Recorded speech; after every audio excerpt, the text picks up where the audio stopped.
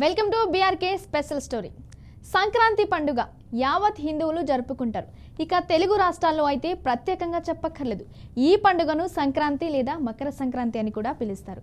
ఇక భారతదేశంలోని హిందూ పండుగల్లో అత్యంత ప్రాముఖ్యమైన పండుగగా సంక్రాంతి పండుగ నిలిచింది. సంక్రాంతి పండుగను యావత్ దేశంలో ఉన్న రైతులు చాలా వైభవంగా జరుపుకుంటారు. ఒక్క మాటలో చెప్పాలంటే సంక్రాంతి అంటేనే రైతుల పండుగ.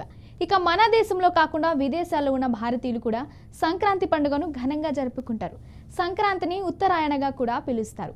సంక్రాంతి సమయం కేవలం పండుగల మాత్రమే చూడరు. ఖగోళంలో జరిగే సూర్యుడి మార్పును కూడా ఈ పండుగగా సూచిస్తారు. ఈ పండుగ సూర్య భగవానుడికి అంకితమని చెబుతుంటారు. సూర్యుడు మకర రాశిలోకి ప్రవేశిస్తాడు. ఇది జనవరి మాసంలో జరుగుతుంది. ఎందుకంటే మకర సంక్రాంతి రోజు నుంచి సూర్యుడు ఉత్తరం వైపు పయనిస్తాడని చెబుతారు. ఈ సమయంలో దేశవ్యాప్తంగా పంటలు చేతికొస్తాయి కాబట్టి ఘనంగా వేడుకలు నిర్వహిస్తారు. ఒక్క రాష్ట్రంలో ఒక్క పేరుతో సంక్రాంతిని పూజలు జరుపుకుంటారు. సాధారణంగా సంక్రాంతి ప్రతి ఏటా జనవరి 14వ తేదీ జరుగుతుంది. కానీ కొన్ని ప్రత్యేకమైన సందర్భాల్లో మాత్రమే జనవరి 15వ తేదీన జరుపుకుంటారు. కాగా ఈసారి ఆ ప్రత్యేకమైన రోజు వచ్చింది. ఎందుకంటే ఈ ఏడాదిలో సంక్రాంతి పండుగ 15న వచ్చింది.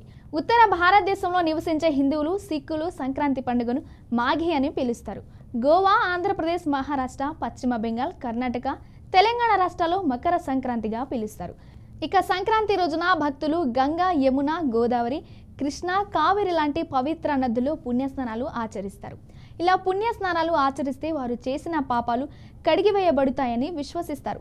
ఎన్నో రకాల ఆధ్యాత్మిక కార్యక్రమాలను కూడా ఈ సంక్రాంతి రోజున నిర్వహిస్తారు. 12 ఏళ్లకు ఓసారి మకర సంక్రాంతి రోజున కుంభమేళా కూడా జరుగుతుంది.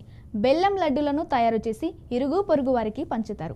విభేదాలు ఉన్నప్పటికీ అంతా కలిసి ఉండాలని, సామరస్యతో మెలగాలని సూచిస్తుంది. హిందువుల నమ్మకం ప్రకారం మకర సంక్రాంతి రోజున ఎవరైనా మరణిస్తే వారికి పునర్జన్మ ఉండదని, నేరుగా స్వర్గానికి వెళ్తారని చెబుతారు.